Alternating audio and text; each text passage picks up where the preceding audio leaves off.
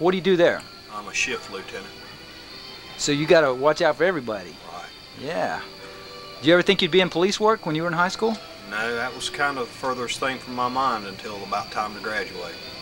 Because you were probably one of those guys that stayed in trouble all the time, right? No, not you. No comment. No comment. Well, tell me about some of these awful things that people did when they were at Hildebran High School. Well, most of the stories I can't tell because statute of limitations aren't up on felonies.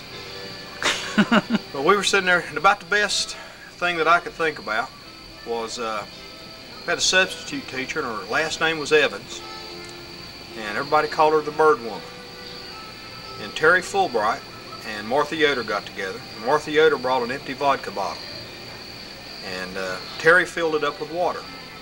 This Miss Evans was a real timid type woman, and Terry just very blatantly would take the bottle out of the desk and turn it up, and just kind of got real drunk on that bottle of water during class and scared that substitute teacher to death. And I still remember him staggering to the front and dropping that empty bottle into the garbage can. And she looked in and just verified that it was a vodka bottle and just unloaded the desk, all the papers on to cover it up. She just didn't want anybody to know. But that was something you would have expected Terry Fulbright to do, but that was probably about one of the funniest things that I guess I've seen. You had to have been there. Is Terry here tonight? Terry's in there. He's a drug enforcement agent now. Oh, great. With the federal government. That's probably him right there. That's him. Is that him?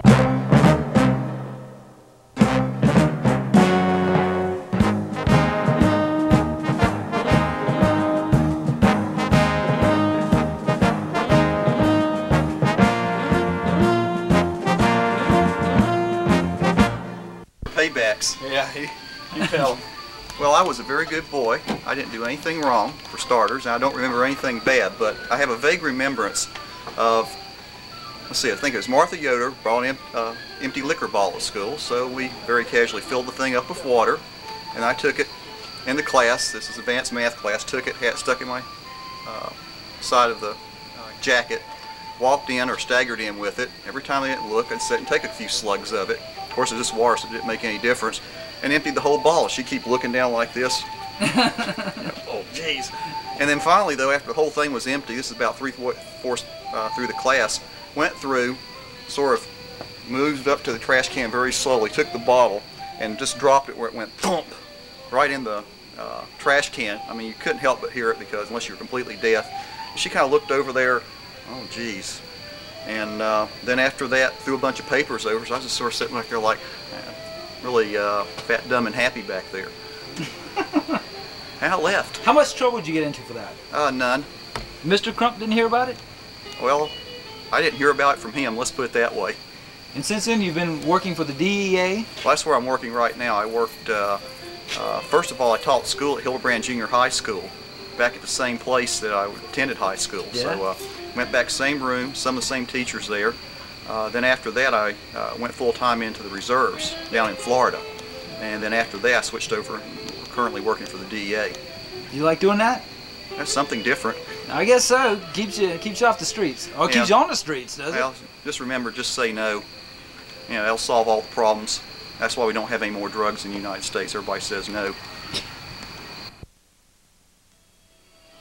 Okay, year 1968.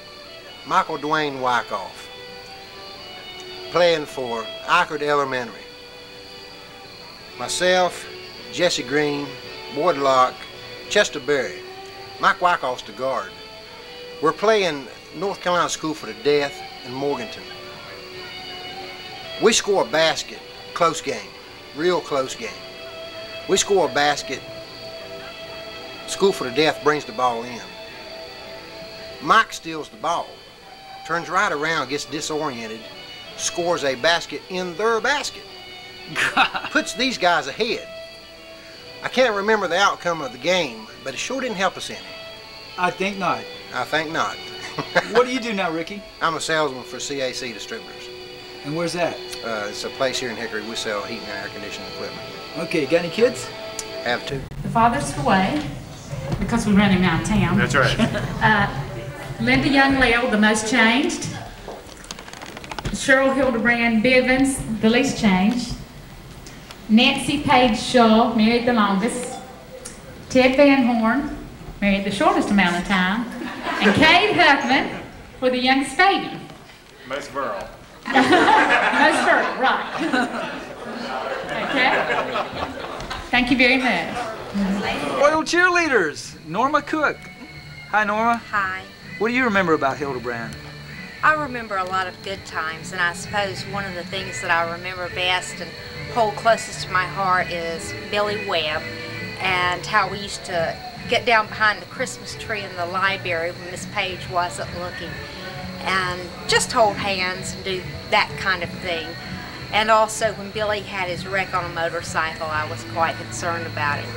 Those are the things that stick out most in my mind about Hildebran. But you have good memories of Hildebran High School? Oh, yes. Great. And especially the days when it snowed. You have a child now, don't you? Yes, I do. Well, is it a girl? Boy? It's a girl. It's a girl. And she's bigger than me. Of course, everybody has said anybody's bigger than you, Norma. Okay, I can remember back when we had the substitute teacher, Cade Huffman, myself, Mike Saint, Mel Newton, substitute teachers writing on the blackboard. We'd all start shaking the floors. Floors were so old at Hildebran that when she tried to write on the board, it made the chalk squeak. But the best one was Cade Huffman in Pop Holler's room. Pop Holler couldn't hear well. Cade'd get out of the class about every 2 days by going up and just saying in his ear, and he'd say, "What?" He'd say, "I'll be back in 30 minutes, and we'd see him 2 days later. And he'd do it. Thing. Best rabbit hunter you ever seen, but he only did his best rabbit hunting in sophomore French class, Miss Britton. I can remember the times that we'd have a hell of a rabbit hunt, shoot two or three, get thrown out of class, and then really go hunt.